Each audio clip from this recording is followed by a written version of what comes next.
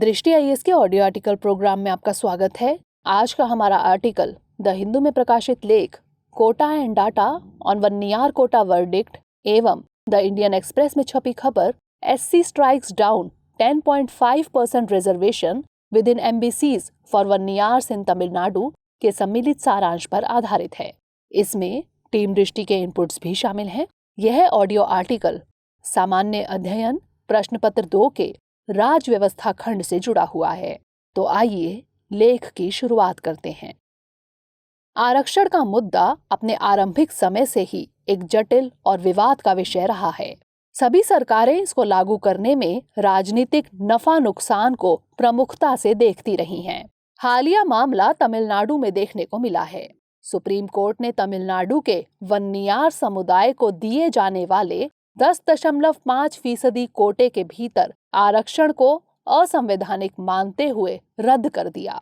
गौरतलब है कि यह आरक्षण पूर्व के अन्नाद्रमुक सरकार द्वारा वन्नियार समुदाय को अति पिछड़ा वर्ग के लिए आरक्षित 20% कोटे से प्रदान किया गया था। इसे वर्तमान की द्रमुक सरकार द्वारा भी जारी रखने का निर्णय लिया गया, लेकिन जस्टिस एल नागेश्वर राव और जस्टिस BR गवई की खंडपीठ का मानना था कि राज्य सरकार इसके पक्ष में पर्याप्त डेटा उपलब्ध करवा पाने में विफल रही है, ताकि यह सुनिश्चित किया जा सके कि वन्नियार को इस विशेष आरक्षण की आवश्यकता है। शीर्ष कोर्ट का यह भी मानना था कि केवल जाति को आरक्षण का एकमात्र आधार नहीं माना जा सकता। साथ ही खंडपीठ ने इसे संविधान के अनुच्छेद 14 और 15 के विपरीत भी माना। गौरतलब है कि तमिलनाडु में 115 समुदाय अति पिछड़ा वर्ग से आते हैं। इन्हें 20% आरक्षण का लाभ मिला हुआ है, लेकिन इस उपवर्गीकरण के माध्यम से 10.5% आरक्षण का लाभ केवल वन्नियार समुदाय को मिलना सुनिश्चित किया गया था। लेकिन अब सुप्रीम कोर्ट ने इसे खारिज कर दिया। वैसे तमिलनाडु आरक्षण के मुद्दे पर हमेशा से चर्चा में रहे हैं, जहां आरक्षण के 50% सीमा से अधिक 69% तक लागू किया गया है। राज्य का वर्तमान आरक्षण विभाजन 69% है। इसमें से पिछड़ा वर्ग के लिए 30%, अति पिछड़ा वर्ग हेतु 20%, अनुसूचित जाति के लिए 18% और अनुसूचित जनजाति समुदाय के लिए 1% शामिल है। आइए इस मामले को विस्तार से देखते हैं। गौरतलब है कि वन्नियार समुदाय को आरक्षण देने का फैसला अति पिछड़ा वर्ग के लिए आरक्षित 20% के उपवर्गीकरण पर आधारित था। जातियों को समूहों में बांटकर 3 उप समूहों में विभाजित किया गया। इनमें से वन्नियार समुदाय को अकेले 10.5% उप आरक्षण का लाभ दिया गया था, जबकि बाकी अन्य जातियों को 9.5%। सरकार के फैसले के विरोध में मद्रास हाई कोर्ट में लगभग 35 याचिकाएं दाखिल की गई। इन याचिकाओं को उन जातियों द्वारा दायर किया गया जिन्हें सरकार के इस निर्णय से आरक्षित कोटे का नुकसान हो रहा था। मद्रास हाई कोर्ट ने सुनवाई करते हुए नवंबर 2021 में तमिलनाडु सरकार के फैसले को संविधान के खिलाफ बताते हुए खारिज कर दिया था।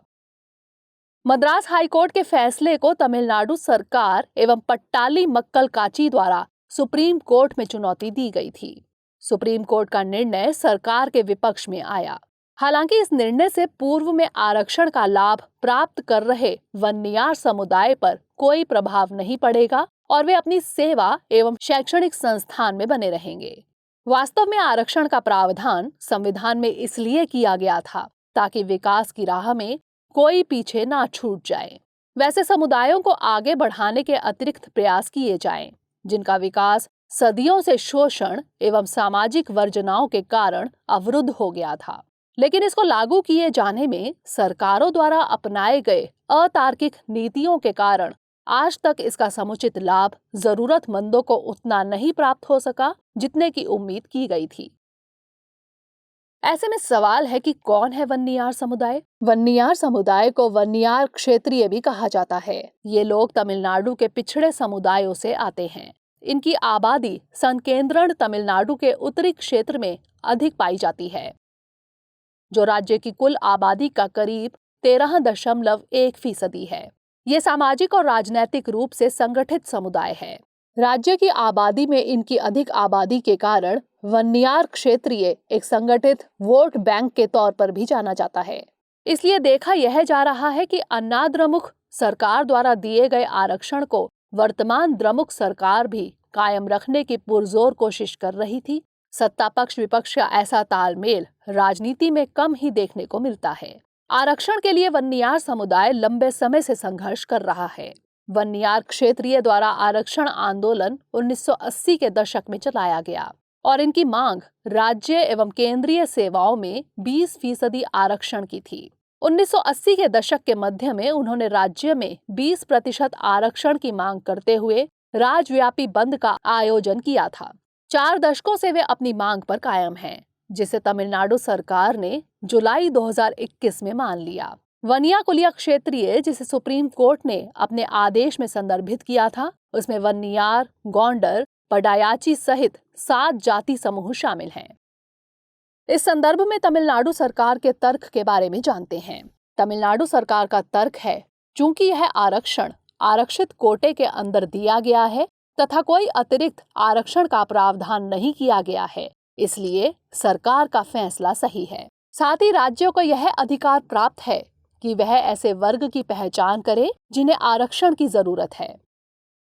इसके अलावा हालिया 105वां संविधान संशोधन स्पष्ट करता है कि प्रत्येक राज्य या केंद्र शासित प्रदेश कानून द्वारा अपने उद्देश्यों के लिए सामाजिक और शैक्षणिक रूप से पिछड़े वर्गों की एक सूची तैयार कर सकते हैं और यह सूची केंद्रीय सूची से अलग हो सकती है। इस मुद्दे पर आरोप प्रत्यारोप का दौर भी शुरू हो चुका है। तमिलनाडु के जल संसाधन मंत्री दुरई मुरुगन ने बयान जारी कर कहा कि अन्नाद्रमुक की सरकार बिना किसी बुनियादी डेटा को एकत्रित किए जल्दबाजी में इस कानून को लाई, जिसके कारण सुप्रीम कोर्ट ने कानून को रद्द कर दिया।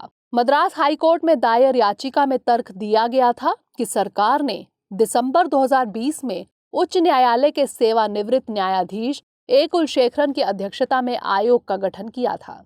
इस आयोग को जातियों, जनजातियों और आरक्षित समुदायों का डेटा एकत्र करना था, लेकिन डेटा के आने से पहले ही बिल पारित कर दिया गया, जो कि जल्दबाजी में उठाया गया कदम साबित हुआ। आइए हम आरक्षण की विकास यात्रा को समझते हैं।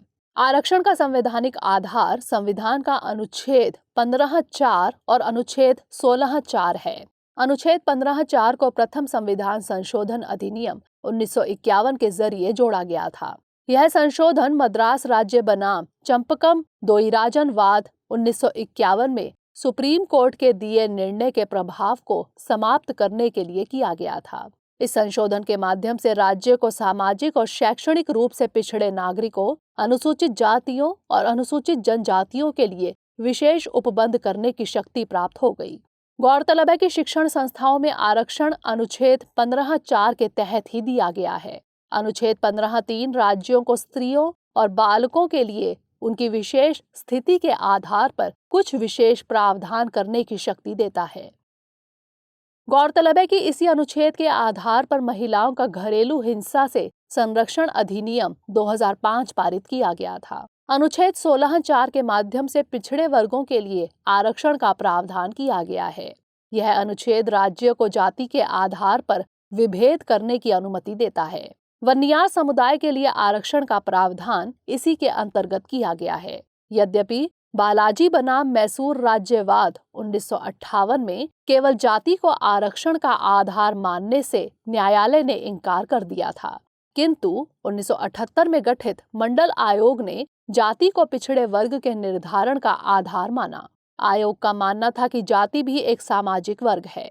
यदि कोई जाति सामाजिक और शैक्षणिक रूप से पिछड़ा है तो वह इस अनुच्छेद के अंतर्गत पिछड़ा वर्ग माना जाएगा। साथ ही आयोग ने केवल आर्थिक आधार को आरक्षण के लिए अनुपयुक्त कसौटी माना। अनुच्छेद 16(4) के संदर्भ में इंदिरा साहनी बनाम भारत संघ एक प्रमुख वाद है। इसमें मुख्य न्यायाधीश M.H. कानिया की पीठ ने पिछड़े वर्ग को दिए जाने वाले 27% आरक्षण को वैध माना। गौरतलब है कि इसको मंडल आयोग की सिफारिश से दिया गया था। इसी प्रकार अनुच्छेद 16(4) को 77वें संविधान संशोधन अधिनियम 1995 के माध्यम से जोड़ा गया था।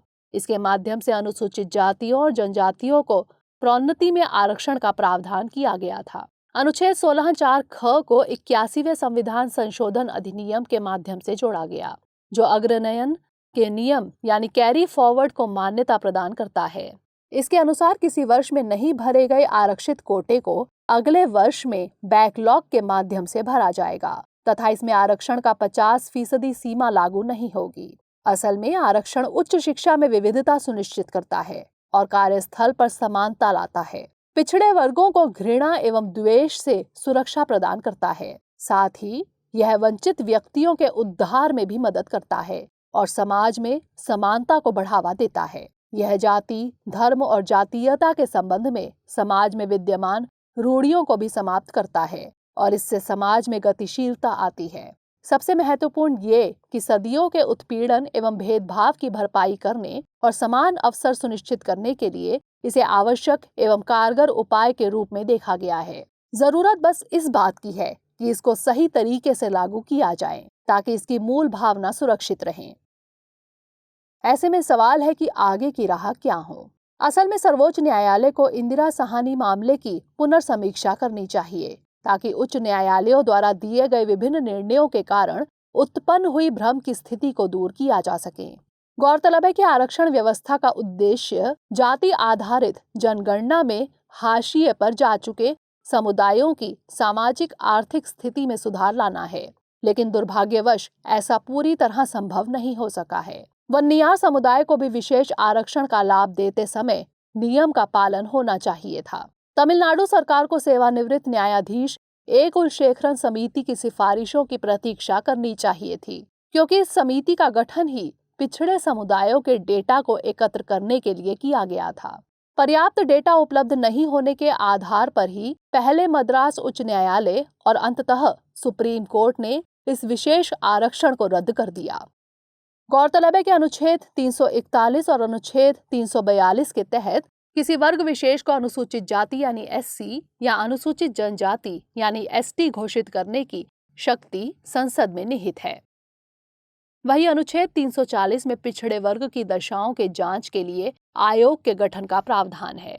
आरक्षण और योग्यता के बीच संतुलन रखना एक अति आवश्यक पहलू है और समुदायों को आरक्षण का लाभ देते समय प्रशासनिक दक्षता को ध्यान में रखना जरूरी है। एक सीमा से अधिक आरक्षण से योग्यता की अनदेखी होगी, जो समग्र प्रशासन को कमजोर कर सकता है। आरक्षण जहां पिछड़े वर्गों को सामाजिक, आर्थिक, राजनीतिक एवं शैक्षणिक रूप से सशक्त बनाने के लिए अत्यंत आवश्यक है, वहीं एक संवेदनशील विषय भी है। ऐसे में आवश्यकता इस बात की है कि इसका लाभ देते समय पर्याप्त सावधानी रखी जाए। सुप्रीम कोर्ट ने एक बार फिर से साबित किया है कि वह संविधान से किसी भी प्रकार का अनुचित छेड़छाड़ बर्दाश्त नहीं करेगा और संविधान के सजग प्रहरी की भूमिका का निर्वहन करता रहेगा। तो आइए नोट करते हैं आज का सवाल। वन्नियार समुदाय को मिलने वाले आरक्षण को रद्द करने के पीछे सुप्रीम कोर्ट ने क्या तर्क दिए? आरक्षण को सही तरीके से लागू करने के रास्ते में आने वाली चुनौतियों का विश्लेषण करें।